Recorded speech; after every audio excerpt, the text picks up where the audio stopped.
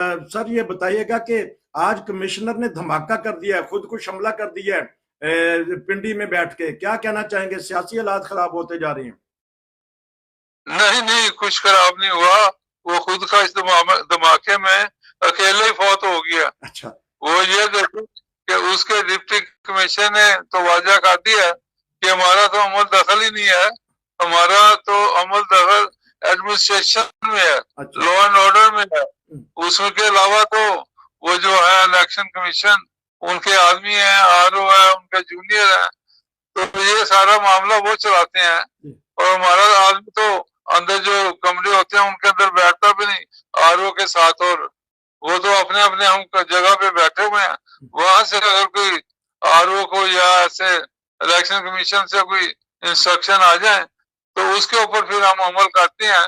तो ये तो सेल्फ मेरा ख्याल है बनाई हुई एक स्टोरी है। और मुझे लगता है कि जो नेक्स्ट मंथ इसने रिटायर होना था, और इसने हो सकता है इमरान खान से कोई डील की हो, और इस वजह से 7 दिन लगे हैं तो जवाब आने में कि इसने जो डील करनी थी, क्या डील हुई है, क्या इमरान खान ने जवाब उधर से दिया थ्रू समबडी। तो इस वजह से मेरा ख्याल है, और इसने अमेरिका का वीजा भी लगवाया हुआ है और नेक्स्ट मंथ अमेरिका जाने को तैयार भी है। तो इस तरह की ये चीजें जो मुझे लगता है कि ये चीजें होंगी फ्यूचर के लिए, इसने अपना फ्यूचर सिक्योर किया होगा। जी, फ्यूचर तो तबाह कर लिया, अब इनको अदारे तो न छोड़ेंगे। और फिर उसके बाद आप भी और सारे दोस्त जल्दी से कह देते हैं, हो सकता है इमरान खान से या किसी से डील कराई हो, तो उनको नहीं पता कि इस डील ये मुझे महंगी पड़ेगी। मैंने तो चीफ जस्टिस साहब का मोहतरम का नाम ले लिया, हम तो वो नाम ले नहीं सकते। नहीं देखें, एक तो इसको गिरफ्तार कर लिया है जी। और उसके बाद राणा सना का भी एक बयान आया है कि उसने कहा कि मैं इसको पुराना जानता हूँ, दोस्त भी है और इकट्ठे बैठते भी रहे हैं, ये ज़हनी तौर पे कुछ इसको प्रॉब्लम जरूर है। तो अब ये एग्जामिन करेंगे डॉक्टर साइकाट्रिस्ट के इसको ज़हनी प्रॉब्लम क्या है, इस तरह की चीजें, क्योंकि ऑल ऑफ ए सडन तो इसने नहीं किया। अगर कोई इसको मुलामत हो रही थी कि इसका जमीर अपना जाग पड़ा है, तो ये उस वक्त जागना चाहिए था जब इसके सामने काम हो रहा था, और इसके सामने तो काम हुआ भी नहीं। काम तो देखें आरओ के दफ्तर में होता है, और ये कहता है कि मेरे सामने, और वो सारे रो रहे थे, किसी का बयान नहीं आया, और ना इसने उस वक्त किसी को कंप्लेन की है, ना इसने इलेक्शन कमीशन को कोई लेटर लिखा है या ईमेल की हो या चीफ जस्टिस साहब को किया हो। ऐसे अब झूठ का पलंदा ये बना रहा है और स्टोरियां बना रहा है कि मुझे फांसी दे दो, और भाई तुम फांसी, फिर कहता है मैं खुदकशी करने लगा था, और साथ ही कहता है कि मैं हराम मौत क्यों मरूं, मैं लोगों को बताऊंगा। वही देखो, हर मिनट पे एक नया इसका इशू बन जाता है। तो मेरा ख्याल है कि इसको अच्छी तरह अपना कंगालना चाहिए कि ये जिस तरह की बातें की हैं, ये मेरा ख्याल है कि ये जो पिंडी का मामला है, और इमरान भी पिंडी में ही है और उसके लोग भी उधर ही हैं सारे, तो ये मैं कहूंगा कि इसमें कोई जरूर चीजें फ्यूचर में आएंगी, हालांकि ऐसी बात हो नहीं सकती। जी, दो बातें और बताइएगा।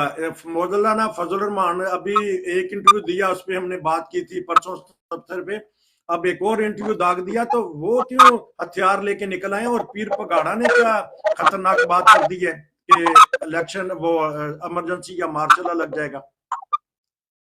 देखें, कोई मार्शल नहीं लगेगा, और मार्शल का दुनिया में कॉन्सेप्ट नहीं रह गया। आपके सामने है कि मार्शल लगे तो तमाम मुल्क बॉयकॉट कर देते हैं, पाकिस्तान की इकोनॉमी आगे नहीं चल रही, मुईशत खराब है, तो ये कैसे फिर ये मार्शल लगा के बिल्कुल अपना ब्लैकआउट करना चाहते हैं। तो ये मेरा ख्याल है कि वो पीर साहब का जो पीर पगाड़ा साहब है, उन्होंने ये जो बातें की हैं एक बड़ा क्राउड देख के, तो उन्होंने ये बात शुरू कर दी इस तरफ ही। और हालांकि ये मैं बताऊं कि ऐसी कोई बात मुझे तो नजर नहीं आ रही कि मार्शल लगेगा या ऐसे होगा। दूसरा, उनकी पार्टी भी जीडीए जो है बुरी तरह हारी है, तो वो भी इस इशू में आ गए कि मैं अपनी फेस सेविंग करूं। बाकी मौलाना साहब की जो आप बात कर रहे हैं, तो मौलाना साहब तो देखें अब तो ये इसराइलियन बन गया है। ये अब कहता था कि इमरान खान इसराइल का एजेंट है, तो मौलाना साहब को पूछे ये किसका एजेंट है। अब इसको शर्म नहीं आई कि इसराइल के एजेंट के साथ जा मिला है, और उसके बाद अपने पता नहीं इसको क्या लालच है, या हो सकता है अपना बार्गेन करे बाद में वजन डाल के। तो मेरा नहीं ख्याल कि इसकी कोई अपोजिशन रह जाएगी। हालांकि इसको चाहिए था कि इस्तीफा देता और किसी और को आगे आने देता, जिस तरह ये पार्टी में फेल हुआ है। और उसके साथ ही इसको कोई ख्याल करना चाहिए कि इस तरह के जो बयान दे रहा है, और उसके बाद फौज के मुतालिक जो इनसे 2 जनरलों के मुतालिक बयान दिया है, अभी आप इतनी देर के बाद क्यों खुल रहे हैं। और फैज जनरल साहब ने तो साफ इनकार कर दिया कि ये झूठ बोल रहा है। अब मौलाना झूठ बोल रहा है तो इसका झूठ निकालना चाहिए। वो एक मशीन होती है, उसमें आदमी को ले जाए और सारे साथ झूठ वो मशीन बता देती है। इसको मेरा ख्याल है कि मशीन में डालना चाहिए ताकि हकीकत सामने आए। जी, तो ये इनके सामने तो जिस तरह ये बोल कहते हैं तो मशीन तो जवाब दे जाएगी। इन्होंने वहां भी कोई चक्कर चला देना, क्योंकि ये हर किसी के साथ मिल मिला जाते हैं, मशीन के मिल के फिर नहीं देखें, लोगों के लिए तो एक इंटरेस्टिंग बात होगी ना कि मौलाना का सच और क्या जो सी चीज है वो सामने आए, और उसके बाद फिर देखें बाकी जो ये कहता सबको भी बुलाया, कोई नहीं मान रहा कि हमें भी बुलाया और ये कहा है कि आप अपना इमरान को निकाल लें, आप खुद आ जाए। ये तो बात ही नहीं हुई। और उसके बाद जो वहां पे उस वक्त अपना वोट ऑफ नो कॉन्फिडेंस हुआ है, बड़ी मुश्किल से आदमी पूरे हुए हैं, 2-4 ही ज्यादा बुरे थे ना। अगर फौज का आपके ऊपर हाथ होता तो एक फ्रंट फोर्स भी बन जाती, एक जो अलग फोर्स बन जाती है 15-20 आदमियों की, तो बड़ा आसान हो जाता। तो मेरा नहीं ख्याल इसमें कुछ सदाकत होगी। जी, अच्छा, आखिरी सवाल ये है कि अब बड़े तबके कह रहे हैं कि उमर अयूब को आगे लाया जाए, क्योंकि नून लीग भी कह रही है कि ना ली जाए हुकूमत। तो आप आने वाले दिनों में क्या देख रहे हैं, क्या नक्शा बदलेगा पाकिस्तान का। और आपने एक सवाल किया, आप जवाब दिया कि गैर मुल्की ताकतें मार्शल नहीं देखती, लेकिन गैर मुल्की ताकतें हर किसी से कंप्रोमाइज कर लेती हैं। ज़िया से किया, मुशर्रफ से किया, और जहां वो देखती हैं कि हमारे मुफाद में काम चल रहा है वो मार्शल कबूल कर वो ले लेते हैं। तो ये मिला जुला जवाब दे दीजिएगा, मैंने 2-3 सवाल कर दिए एक वक्त में। नहीं देखें, उस वक्त अमेरिका को चाहिए था अफगानिस्तान के खिलाफ पाकिस्तान, तो उस वक्त जो ज़िया-उल-हक ने लगाया वो उसने ये अमेरिका की मर्जी से लगाया। अमेरिका मुल्क का बादशाह पूरी दुनिया का, जो मर्जी चाहे आबाद देखें इसराइल में अमेरिका ने 2 बेड़े भेजे हैं, और इसमें पूरी दुनिया खामोश बैठी हुई है। उसके करीब जो लोग हैं सारे अपना मुस्लिम कंट्री, कोई नहीं बोल रहा कि हम इसराइल पे अटैक कर देंगे, ये कर देंगे, खामोश है। तो अमेरिका सुपर पावर है, तो इस वजह से मैं कहूँगा कि अगर अमेरिका चाहेगा, लेकिन अमेरिका के बयानात पे बयान आ रहे हैं उनकी मिनिस्ट्री के कि ये हम जमहूरियत चाहते हैं, अगर कोई गलत कार्य हुई उसकी इन्वेस्टिगेट कर ले। वह यहाँ तक है, ये नहीं उन्होंने कहा कि मार्शल लॉ लगे या असेंबली खत्म कर दें, ये कर दें। उन्होंने ये वाजिया कर दिया कि इन्वेस्टिगेट करें और जमहूरियत के साथ हम चलना चाहते हैं। ये मार्शल लॉ तो इससे एलिमिनेट हो जाता है। बाकी जो दूसरी बातें हैं तो मैं ये कहूँगा कि हुकूमत चलेगी पीसफुली।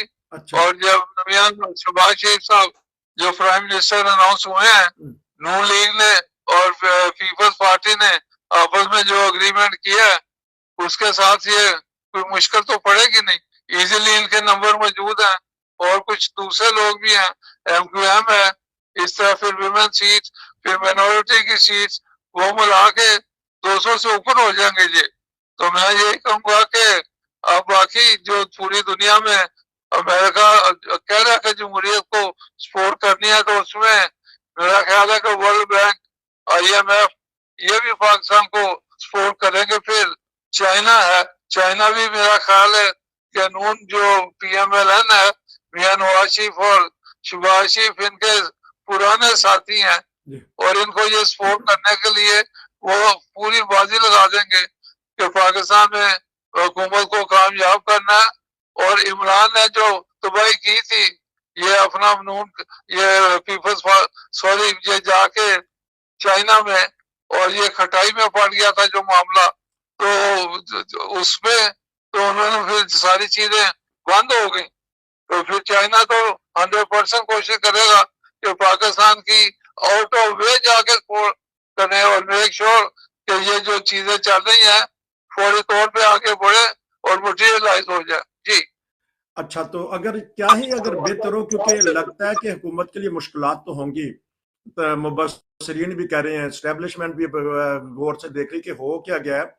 अगर वक्ती तौर पे नून लीग भी थोड़ा सा बैकफुट पे जाए, तहरीक इंसाफ भी जाए और एक न्यूट्रल किस्म का वजीर आजम लिया जाए, मसलन उमर अयूब है, कोई कंप्रोमाइज करके फिर होता है, और फिर जब कुछ हिम्मत हो, कुछ हुकूमतों से कर्जे मिले तो इलेक्शन दोबारा करा लें, तो नून लीग के लिए तो भी बेहतर होगा, क्योंकि इस वक्त मुश्किलात का शिकार है हमारा मुल्क। नहीं, ये कहाँ की अक्लमंदी होगी अच्छा, कि उमर अयूब को ऐसा कर लें।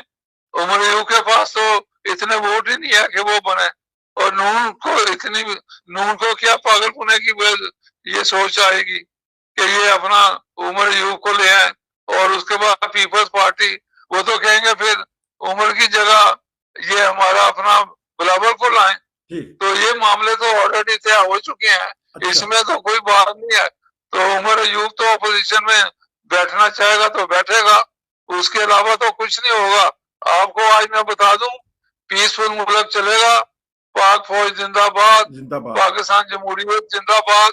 और मैं अपना ये आर्मी चीफ साहब का शुक्रिया अदा करता हूँ कि जिस नेक नीति से पीसफुल इलेक्शन हुए हैं, कोई लड़ाई मार कुटाई कोई कुछ नहीं हुई, ये आफ्टर थॉट हुई है जो भी हो रहा है। तो उसमें इलेक्शन कमीशन जाने, अदालतें जाने, तो इसमें आर्मी को तो फिर मैं कहूंगा कि उन्होंने बड़ी जबरदस्त अपना हिकमत अप्लाई है और जबरदस्त तरीके से पीसफुली और बड़ी पीसफुली मैं कह रहा हूँ, और कोई गड़बड़ नहीं हुई, इलेक्शन हुए हैं और पूरी दुनिया ने ये माना है। पूरी दुनिया के कोई 100 से ज्यादा मुबस्सिरीन आए हुए थे, किसी ने नहीं कहा उस वक्त कि कोई तबाही हुई है, कुछ हुआ है। ये तो पार्टियां देखें, हर वक्त पाक फौज के ऊपर इल्जाम लगता है। मुझे ये बताएं, कोई ऐसा वक्त आया है कि जिस वक्त नहीं कहा गया कि पाक फौज ने ये कर दिया? और भाई ये तो एक मकूला बना हुआ है फौज को बदनाम करने का, अपोजिशन का जो हट है। तो ये मैं फिर कहूंगा कि इनको इंसान बनना चाहिए। पाक फौज ने पूरे को यूनाइट रखा हुआ है और पूरी दुनिया में पाक फौज की इज्जत है, और पाक फौज की वजह से हमारी जमहूरियत परवान चढ़ती है, और अल्लाह ताला इसको जमहूरियत को आगे परवान चढ़ता रहे। जी आमीन। नारा लगा दिया है, सरफराज नवाज साहब ने मुबारकबाद दी है हमारी स्टैब्लिशमेंट को। आपका बहुत शुक्रिया, फिर इंशाल्लाह आपसे तबसरा लेते रहेंगे। नाजरीन, ये थे सरफराज नवाज साहब। तो उम्मीद है कि आपको इनका तबसरा बड़ा पसंद आया होगा।